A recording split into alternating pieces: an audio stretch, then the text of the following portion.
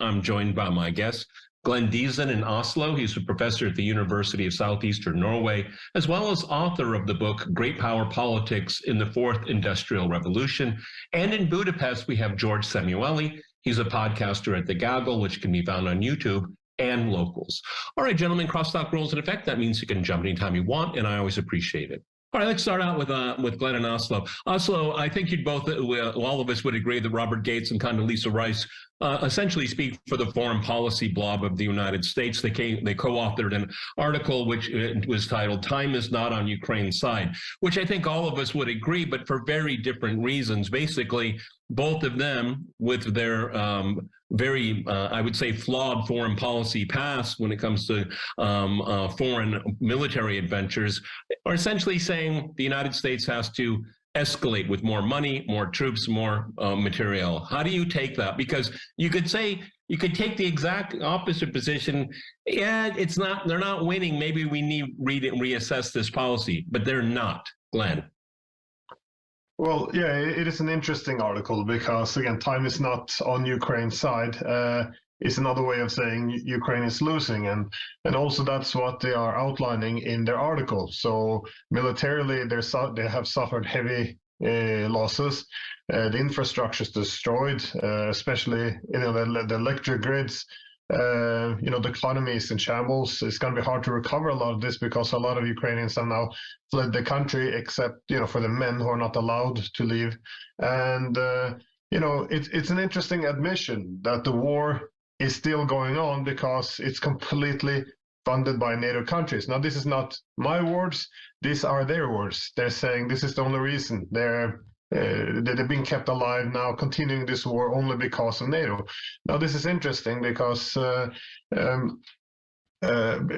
because it creates a dilemma of narratives. Because on one hand, we're told that, Ukraine is winning, it's winning. Anyone who disagrees are Russian propagandists. And this is a way of encouraging to send more weapons to get them to that goal. But this is a same objective, but a different narrative. Like Ukraine is losing, we need more weapons. But the objective is obviously the same. It's more weapons. But overall, the fundamentals of the article, I find a weakness. And this is that, again, as you said, there's no reassessment. The only solution is more war, despite it not going forward. And I don't think they think that Ukraine can win either. Again, it is a war of attrition. Yeah. I think the purpose of this is to weaken Russia, so the longer you can keep the war going, and again throw more Ukrainians at this, and destroy the country more. It doesn't matter. We're not fighting out of love for Ukrainians. We're fighting out of hatred for the Russians. So I think there has to be some acceptance that the U.S. created a lot of this situation for this war. And again, I can quote many CIA directors and U.S. Leaders to confirm this, that the U.S. created the situation. And then the U.S. blocked all paths to peace ever since 2015. And now they keep insisting that military victory is the only solution, even though they kind of realize that this is not even possible. And there's a word for this. It's a proxy war. And this is, again, what we're fighting. And I just resent the idea that we're doing any of this for Ukrainians, because this is not, if you wanted to help Ukrainians, we would have given Russia security guarantees, which wouldn't have created this situation. Again, something that American leaders, CIA directors have all argued in the past as well. So it's the whole situation is very sad. And I think this article by Gates and Rice exposes this. Yeah, George, in the article referring to Ukraine, the economy is in shambles and the country is entirely reliant on foreign aid. But NATO is not a co-belligerent in this conflict. I mean, how much longer can you keep up this fiction, okay? I mean, as Glenn has said here, without the resources, intelligence, and et cetera, money, Ukraine would have signed some kind of terms of termination of this conflict. George. Yes, no question about that. The article is, of course, very interesting because, as you say, the premises are a little different, but the conclusion is exactly the same. So most articles are, Ukraine's winning, so let's send in even more and better weapons so they can achieve victory. Here, Ukraine is losing, so we must send in more and better weapons in order to ensure Ukrainian victory. But what's unusual about this article is that it raises the stakes, because the analogy Russia and Hitler is made explicit in the article, because it said, well, this is the same as America before World War I and America before World War II and 9/11, which is that America was delaying entry into a conflict, and then it got much worse as a result of this delay.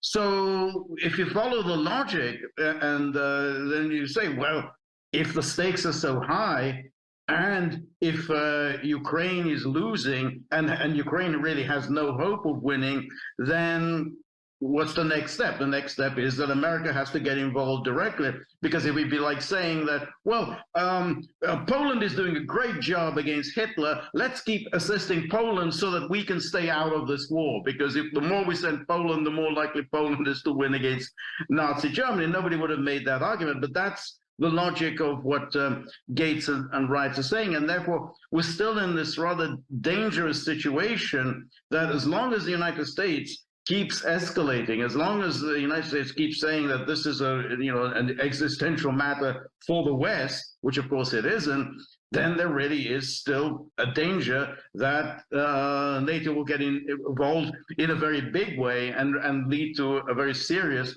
military confrontation with Russia. Glenn, George said something that's just very important here. The West says this is an existential threat. It isn't. But the policy that they continue to pursue, in fact, creates those conditions where it's existential, because it's all or nothing, as you quite correctly pointed out. For the last 8 years, the West, under the auspices of NATO, has been driving towards this conflict quite intensely, deliberately.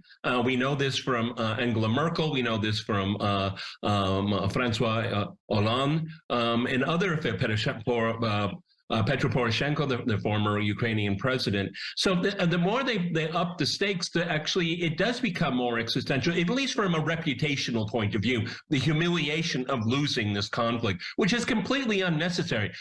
Ukraine has no strategic value to NATO as it stands right now, and certainly not to the United States. Well, that's what's interesting in this conflict now as well, because as we see that in their words that Ukraine is being torn completely apart, and the only rational argument is, let's find a negotiation to end, and the human suffering, and essentially now the argument coming forward is no, we can't do this because it's much greater than Ukraine. It's a fight for for freedom of the world. So effectively, we're making this a NATO war in our rhetoric, whilst on the same hand saying no, this is nothing to do about NATO. But this is but this is how the conflict's been built up over all this time, and I think it's interesting because it undermines this narrative that we are helping Ukraine, that this was ever about helping Ukraine. I mean, people can.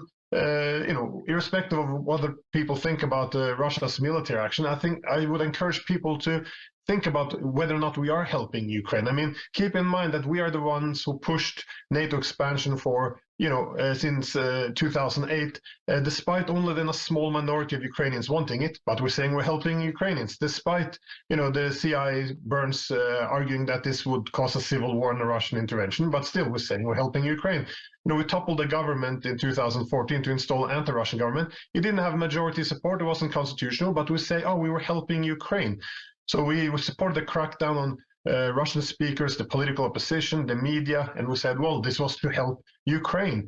And again, finally, when the Ukrainians in 2019 voted for Zelensky's peace platform to mend ties with Donbass and Russia, we were able to pressure him to reverse it. Why did we undermine their democracy again? Or we're helping Ukraine. And then again, we're encouraging the Ukrainians to ignore the Minsk peace agreement, which could have settled this for 7 years, and instead we armed them and trained their army. Why? We're helping them. And and worst of all, 3 months before Russia invaded in December of 2001, the former head of Russian analysis at CIA, he gave an interview to Radio Free Europe, where he argued that the risk for Russia now of the risk of not invading is becoming greater than the risks of invading. Why? Well, he said because the US is now immersing itself so heavily in Ukraine, it's training its army, it's funding it, but also the US also modernizing the ports in Ukraine to fit American warships. So the Russians saw where this was going, and he warned, well, actually, time is not on Russia's side. Now we're forcing them to intervene now because they can't win this war later. But again, we keep calling this helping Ukraine, and just not to hammer on about it, but why don't you take a swing at that, George? Because you and I talk very often. I've always been it's very bewildering to me that you have, and Glenn just did a wonderful introduction here. I mean, first of all, after the coup in 2014, there was scant support for NATO membership among Ukrainians. I mean, consistently they said neutrality is kind of the best for us. All right, but you have these elites that have been installed, and the people that have followed them constantly backing Western or fulfilling Western demands. And you and I have been watching this ever since the very beginning and just been bewildered about how does this really further Ukraine's interests and the interests of the Ukrainian people. You and I have said it from the very, very beginning, and I still can't understand. Maybe future historians will be able to explain it to us why these elites do it, because they're getting negative returns unless you take into account maybe their personal wealth that they have accumulated. I don't know. George. That's an excellent question, and future historians will indeed wonder about this. And ultimately, the answer has to be something involving NATO, the rationale for NATO, the logic of NATO, and the need for constant NATO expansion. Because if one thinks back when Viktor Yanukovych won that election in 2010, he did it on the platform of saying neutrality for Ukraine, and Ukraine will not join any military alliances. And Yanukovych changed the constitution. I mean, he basically said that Ukraine will be a neutral country. He won an election on that. And of course, then he was overthrown, thanks to the assistance of NATO member states. And one of the first acts of the new regime that came to power as a result of the coup was to change the constitution. And then the constitution now states that Ukraine will be a member of NATO. That it's there. It is. It's in the constitution. So what was this really about? Well, NATO was absolutely determined to expand and to surround Russia with a littoral of NATO states, essentially to minimize Russia's influence in the world and end Russia's pretensions to be a great power. They knew what they were doing. I mean, that was the goal of NATO expansion. It wasn't just a supper club or everybody can join and we'll have a good time. It was done in order to enfeeble Russia. I guess George, the only other thing we need to know is that how many Ukrainians were they willing to die for this plan to come to fruition, okay, and having essentially a failed state in the center of Europe. All right, gentlemen, I'm going to jump in. We're going to go to a short break, and after that short break, we'll continue our discussion on some real news. Okay, Glenn, also, I said in my introduction, the narrative, Ukraine is winning. People are beginning to realize it's a lot more complicated than that and problematic. But what I think is very interesting is that, when these articles come out with Condoleezza Rice and Robert Gates and all that, people in the Kremlin read these articles too. They tend to forget that kind of thing. And I tend to think now, and my thinking has changed, obviously, since the start of this part of the conflict almost a year ago, is that there was a peace process that the Turks had volunteered. We know that in March of last year, it seemed to get a lot of traction. I actually had a lot of hope that maybe there could be some kind of resolution to the conflict, but then it was through the good services of Boris Johnson, then the Prime Minister of the UK, put that to an end. My question to you, Glenn, is that is a one and only opportunity, and it's not going to return, because we had the countries that were part of the Minsk process. They didn't keep their word. They lied. Then you have a possibility of ending the conflict early. Again, a NATO country comes in and says no. So I don't see why the Russians would have any interest whatsoever in negotiating anything with any of these people. They have to. They've made it very clear that they will. The end of this conflict will when Russia feels that its security has been guaranteed, irrespective of other players in Europe. Your thoughts? No, well, I agree. I think that the Russian trust in a lot of these peace agreements now has been lost. Keep in mind that after when the riots were going on in 2013-14 against Yanukovych, the Europeans negotiated a unity government, which they guaranteed, and then as soon as it was toppled right after, they abandoned this. And then, of course, you had this leading to a conflict. You're having the Minsk agreement, and again, it's not just the U.S. I thought it was U.S. and U.K. Pushing hardest to sabotage this, while the French and the Germans were trying to uphold it. But as you correctly pointed out, what we learn now with the interviews of Merkel and Hollande is both the French and the Germans apparently had no intentions of, at least they claimed they had no intentions of fulfilling this.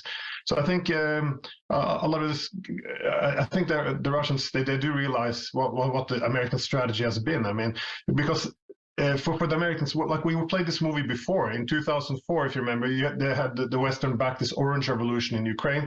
They installed an anti-Russian government, but then you had, democracy in Ukraine essentially resisting this. And keep in mind that in 2009, that leader we helped to install, Yushchenko, he had 2.7% approval rating. He was the least popular leader in the world, and that's when they voted in Yanukovych, and he went for this neutrality. And what is interesting, I would ask people to read a report by NATO in 2011 where it warns that we have now a problem. They called it, the article they published was Post-Orange Ukraine. And the problem now is we have a government which isn't anti-Russian, pro-NATO, and even the public. We can hardly find any polls which give more than 20% of Ukrainians wanting to join NATO. How can we change this? And again, the Americans have played this different this time. They worked very hard to first topple the government, and once it was done, to change the institutions within. So again, immersing themselves heavily in Ukraine, stamping out anything of Russian culture and language, while putting in Russian American weapons. And not to go on, but it does remind me a little bit about the 1870s, Franco-Prussian War, when it's argued that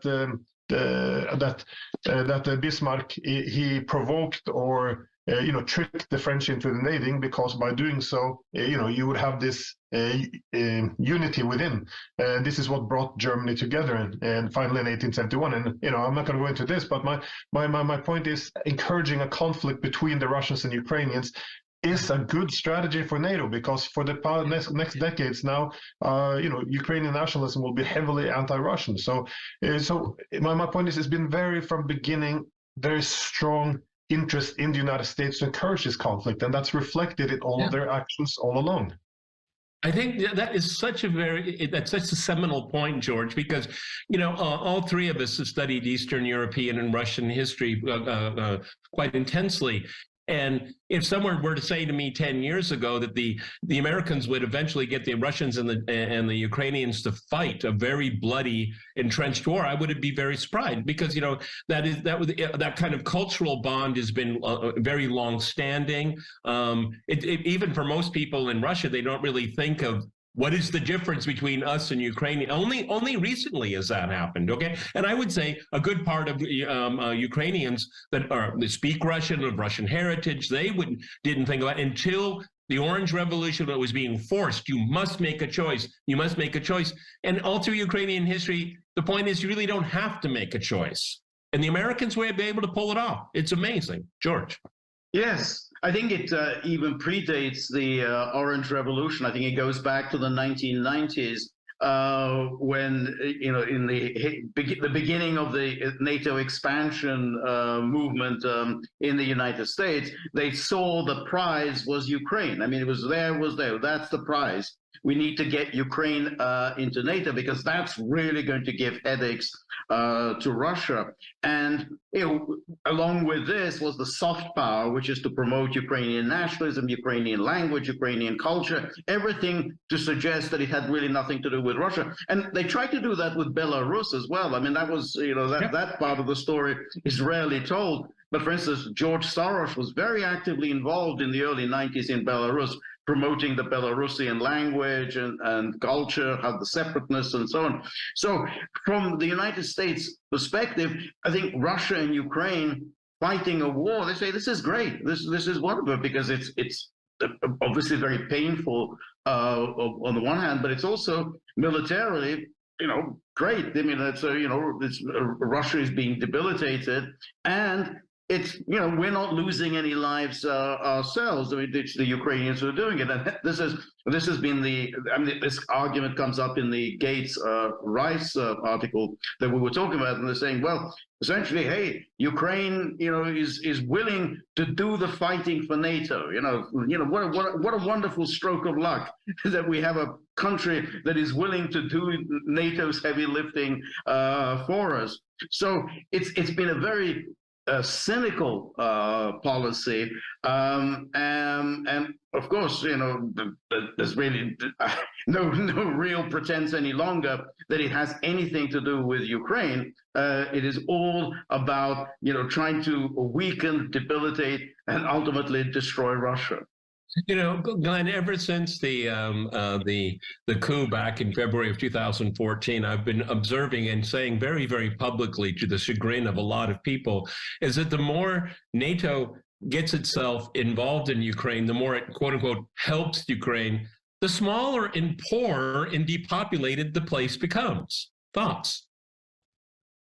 Yeah, well, this is the price we were paying. Again, this goes why, what they're paying, which goes against the whole idea that we're helping them, because that's what I find so grotesque, that, I think we've been exploiting, using them as a dagger against Russia. And again, we've been quite open about this. I mean, some people dismiss it as conspiracy theory, but look through the American think tank reports over the past few years, like Rand Corporation. They very openly state this is a great opportunity. Now we can just pump in weapons and we can bleed the Russians for their lives and their treasury. We can escalate as much as we will, up or down, and then we can exhaust them. And then after Russia invaded, you have people like Senator Lindsey Graham saying, "Oh, the structure of this war is great. The U.S. has promised to give all the weapons they need, and Zelensky has promised to send all their young men to the front, in a war of attrition where it can weaken Russia in perpetuity." And the same with Senator Dan Crenshaw. He called this a great opportunity. We can weaken our key adversary without sacrificing a single U.S. life. I mean, it's amazing. And then you have all these other American, politicians and scholars saying, listen, they're kind of reaching this consensus that this is best as a strategy of making Ukraine into a new Afghanistan for Russia, to weaken Russia. Like, at no point does anyone explain why making Ukraine into an Afghanistan, which is destruction of the whole country, is in Ukraine's interest. It's I mean, I don't know how else to see this. But people, they shift the narrative. So, well, either you have to be for the Russian invasion or you believe we're helping Ukraine, and then you create this fake polar position. But it's important for people to be able to think a bit independently and argue what are our motivation in this. Because in any conflict, you want to give people the role. You have the victim, you have the villain, and then you have the hero coming in. My simple point: NATO is not the hero here. The US has not been a hero. I think this has been a very cynical way. We're helping Ukraine just like we're helping the Kurds. We use them as our frontline fighters, and when we're done with them, we throw them away. This is how proxy wars work. Yeah, and George, something you and I have talked about at great length is that, over the last two news cycles, there's been Russia has debilitated even more of Ukraine's infrastructure. I mean, at what point can a modern military fight, even if it's NATO armed and trained, if there's no infrastructure in the country? This is really. I mean, what we're doing is we're facing a failed state. Again, a failed state in the center of Europe. Last 30 seconds go to you, George. Go ahead. No, it's a failed state that somebody's going to have to pick up the tab eventually to bankroll. And of course, it's going to be the Europeans, because the United States isn't going to fork over any money. It never has in the past. And so what the Russians had hoped for decades, which is that they're going to get some sensible policy from France and Germany and Europe, or to say, no, we want stability in Europe, that hasn't materialized. And that's really will be the lesson of this war, which is the complete failure and absence of Europe from any kind of strategic statecraft.